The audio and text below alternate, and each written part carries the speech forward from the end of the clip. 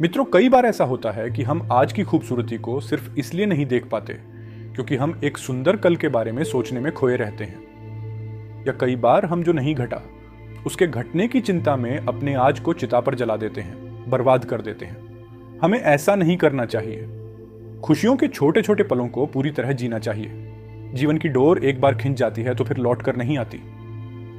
किसी ने सच ही कहा है, बीता हुआ कल कभी नहीं आएगा और आने वाला कल शायद कभी ना आए। इसलिए आज ही अपनी जिंदगी जी लो, आज ही खुशियां मना लो। मित्रों, जीवन का हर पल कितना कीमती है, इस बात को और अच्छे से जानने के लिए आज जो कहानी हम लेकर आए हैं, उस कहानी को सुनने के बाद आपके जीवन जीने का तरीका हमेशा के लिए बदल सकता है। बस इस कहानी को पूरा जरूर सुनिएगा। तो चलिए कहानी को शुरू करते हैं। रमेश क्लास 8 का स्टूडेंट था। वह जब क्लास में होता तब बाहर खेलने के बारे में सोचता और जब खेलने का मौका मिलता तो वो कहीं घूमने के बारे में सोचता। इस तरह वह कभी भी प्रेजेंट मोमेंट को एंजॉय नहीं करता, बल्कि कुछ ना कुछ आगे का सोचा करता। उसके घर वाले और दोस्त भी उसकी इस आदत से परेशान थे। एक बार रमेश अकेले ही पास के जंगलों में घूमने निकल गया। थोड़ी देर चलने के बाद उसे थकान हो गई और वह वहीं नरम घासों पर लेट गया। जल्द ही उसे नींद आ गई और वह सो गया। सोने के कुछ देर बाद एक आवाज आई, रमेश, रमेश। रमेश ने आंखें खोली तो सफेद वस्त्रों में एक परी खड़ी थी। वह बहुत सुंदर थी और उसने अपने एक हाथ में जादुई छड़ी ले रखी थी और दूसरे हाथ में एक मैजिकल बॉल थी जिसमें से एक सुनहरा धागा लटक रहा था। रमेश परी को देखकर खुशी से झूम उठा और कुछ देर परी से बातें करने के बाद बोला, आपके हाथ में जो छड़ी है उसे तो मैं जानता हूं, पर आपने जो ये बॉल ली हुई है उसे ये सुनहरा धागा कैसा लटक रहा है? परी मुस्कुराई, रमेश, ये कोई मामूली धागा नहीं, दरअसल यह तुम्हारे जीवन की डोर है। अगर तुम इसे हल्का सा खींचोगे तो तुम्हारे जीवन के कुछ घंटे कुछ सेकंड्स में बीत जाएंगे। यदि इसे थोड़ा तेजी से खींचोगे तो पूरा दिन कुछ मिनटों में बीत जाएगा और अगर तुम उसे पूरी ताकत से खींचोगे तो कई साल भी कुछ दिनों में बीत जाएंगे। तो क्या आप ये मुझे दे सकती हैं? रमेश ने उत्सुकता से पूछा। हाँ हाँ, क्यों नहीं, ये लो, मेरे पकड़ हो इसे, पर ध्यान रहे, एक बार अगर समय में तुम आगे चले गए तो पीछे नहीं आ सकते। परी ने जीवन की डोर रमेश के हाथों में थमाते हुए कहा और फौरन अदृश्य हो गई। अगले दिन रमेश क्लास में बैठा खेलने के बारे में सोच रहा था, पर टीचर के रहते वो बाहर जाता भी तो कैसे। तभी उसे परी द्वारा दी गई सुनहरे धागों वाली बॉल का ख्याल आया। उसने धीरे से बॉल निकाली और डोर को जरा सा खींच दिया। कुछ ही सेकंड्स में वह मैदान में खेल रहा था। वाह, मजा आ गया, रमेश ने मन ही मन सोचा।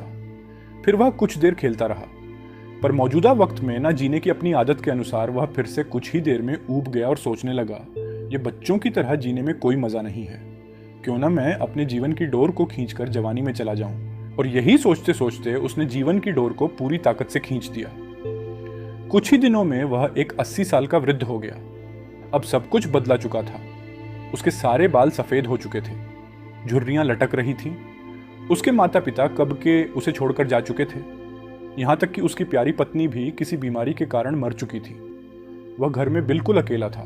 बस कभी कभी दूसरे शहरों में बसे उसके बच्चे उससे बात कर लेते। लाइफ में पहली बार रमेश को एहसास हो रहा था कि उसने कभी अपनी जिंदगी को एंजॉय नहीं किया। उसने ना स्कूल डेज में मस्ती की, ना कभी कॉलेज का मुंह देखा। वह न कभी अपनी पत्नी के साथ कहीं घूमने गया और ना ही अपने माता पिता के साथ अच्छे पल बिताए।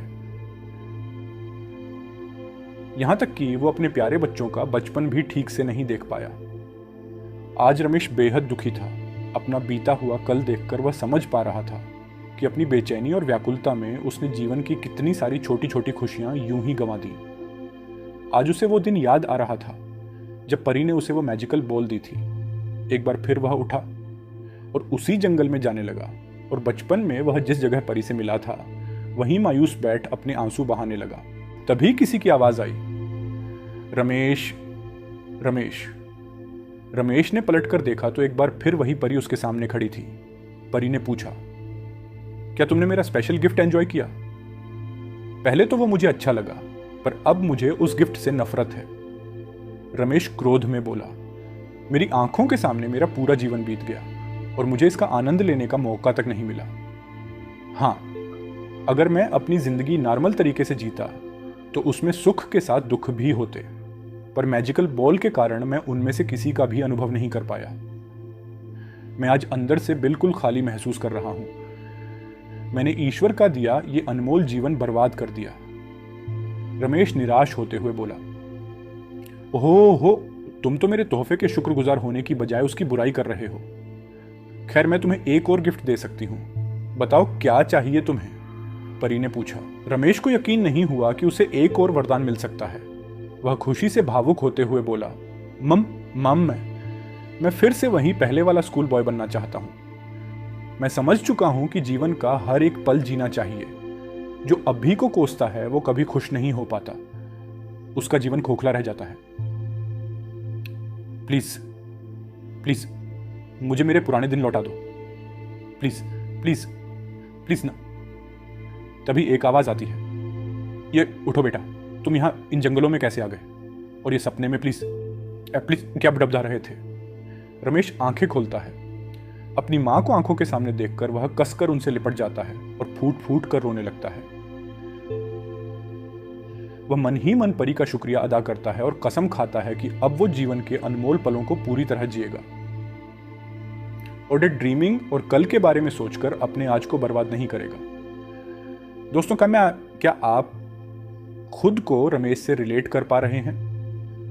कई बार ऐसा होता है कि हम आज की खूबसूरती को सिर्फ इसलिए नहीं देख पाते क्योंकि हम एक सुंदर कल के बारे में सोचने में खोए रहते हैं, या कई बार हम जो नहीं घटा उसके घटने की चिंता में अपने आज को चिता पर जला देते हैं, बर्बाद कर देते हैं। हमें ऐसा नहीं करना चाहिए।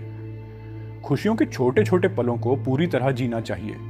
जीवन की डोर एक बार खींच जाती है तो फिर लौट कर नहीं आती।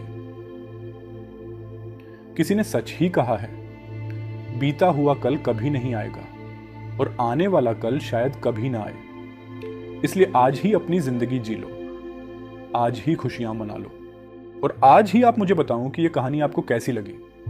अगर कहानी अच्छी लगी हो तो हमें सब्सक्राइब जरूर करें ताकि हम आपको और भी अच्छी कहानियां सुना सकें। धन्यवाद।